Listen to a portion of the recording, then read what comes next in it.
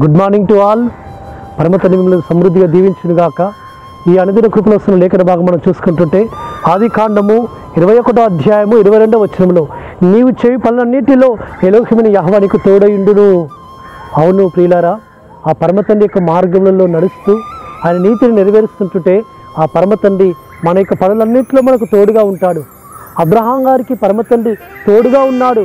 ఆయన తోడుగా ఉండి ఆయన అనేకమైన కార్యాలు చేస్తూ వచ్చాడు. కాబట్టి పరమ తండ్రి అబ్రహాంకి తోడుగా ఉన్నాడు. అబ్రహాం యొక్క సమస్తమైన ఆ పశువులకు జంతువులకు సమస్తమైన ఆస్తికి సమస్తమైన కలిగినంతటి కూడా పరమ తండ్రి ఏమిగా ఉన్నాడంటే తోడుగా ఉండి ఆశీర్వదిస్తూ వచ్చాడు సుమా.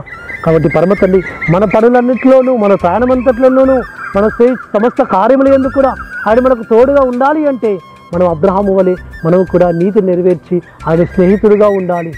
ఆయన తన యొక్క స్నేహితుడిగా భావించాడు అబ్రహాం గారిని. కాబట్టి స్నేహితుడితో మాట్లాడినట్టు మాట్లాడుతూ వచ్చాడు. కాబట్టి అందుకే పరమ తండ్రి అబ్రహారింటికి ఆ యొక్క విందును తీసుకోవడానికి ఆతిథ్యం తీసుకోవడానికి వెళ్తూ వచ్చాడు. కాబట్టి మన యొక్క జీవితాలలో మనం పరమ తండ్రికి ప్రియముగా ఉంటే, ఆయనకు స్నేహితులముగా ఉంటే, ఆయన నీతి నెరవేరుస్తుంటుంటే, అబ్రహాం వలె మనము కూడా నమ్మకముగా ఉంటే, అబ్రహాం వలె మనము కూడా ఈ లోకంలో ఆయనకు మహిమకరమైన జీవితం మనం జీవిస్తుంటుంటే ఆ పరమ తండ్రి మనకు తోడుగా ఉంటాడు. మనల్ని బలపరుస్తాడు, మన ప్రయత్నాలన్నీ సఫలపరుస్తాడు, మన కార్యములన్నీ కూడా సఫలపరుస్తాడు, మన ఆలోచనలన్నీ కూడా సిద్ధింపజేస్తాడు. కాబట్టి మనకు తోడుగా ఉండి మనం వెళ్తున్న మార్గములలో మనల్ని కాపాడుతాడు పరమ తండ్రి. కాబట్టి మనకున్న సమస్తమును కూడా ఆయన వర్ధిల్లింపజేస్తాడు.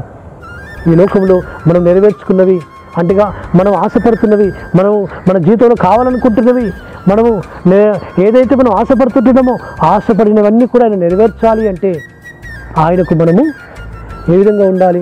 ఆయనకు ఇష్టమైన జీవితం జీవించాలి, ఆయన ప్రీతికరమైన జీవితం జీవించాలి, ఆయన మహిమకరమైన జీవితం మనం జీవించాలి. అట్టి విధంగా మహిమకరంగా మనం జీవిస్తుంటుంటే ఆ పరమతని మనకు తోడుగా ఉంటాడు. కాబట్టి అబ్రహాం గారికి తోడుగా ఉన్న సర్వోన్నతుడు మన జీవితాల్లో మనకు కూడా తోడుగా ఉండే నాదుడైన నిన్న నిరంతరం కేరెత్తి ఉన్నవాడైనా మార్పు లేనివాడు. కాబట్టి అబ్రహాం గారికి తోడుగా ఉండి ఇస్సాకు యాకోబులకు తోడుగా ఉన్న తండ్రి. కాబట్టి అబ్రహాంలో ఎలోహిం, ఇస్సాకులో ఎలోహిం, యాకోబులో ఎలోహిం అని పిలువబడుతున్న ఆ ఎలోహిం మనకు కూడా సమీపముగా ఉన్నాడు, మనకు కూడా తోడుగా ఉన్నాడు. కాబట్టి ఆ తోడైన ఆ ఎలోహిమని యెహోవా ఎప్పుడూ తోడుగా ఉంటాడు. కాబట్టి అందుకే ఆయనకు ఇమ్మానుయేలు, ఎలోహిముకు తోడైండును.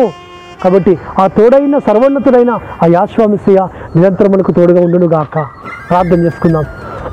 పరలోకమందున మా తండ్రి సర్వోన్నత జీవాధిపతి, మీరు మాకు తోడుగా ఉంటారని వాగ్దానం ఇచ్చినారు నాయన. ఆ వాగ్దానం మా పక్షం నెరవేర్చమని ప్రార్థిస్తూ మారశకుడి విమోచకుడి నజరేయుడైన యెహోవా మెస్సియా అతి పరిశుద్ధమైన నామమున స్తుతించి ప్రార్థించి వేడుకుంటున్నాము తండ్రి. ఆమేన్. సర్వోన్నతుడు సర్వాధికారైన యెహోవా మెస్సియా కృపా కనికరము నిరంతరం మనకు తోడుగా ఉండి మనం బలపరచును గాక. ఆమేన్.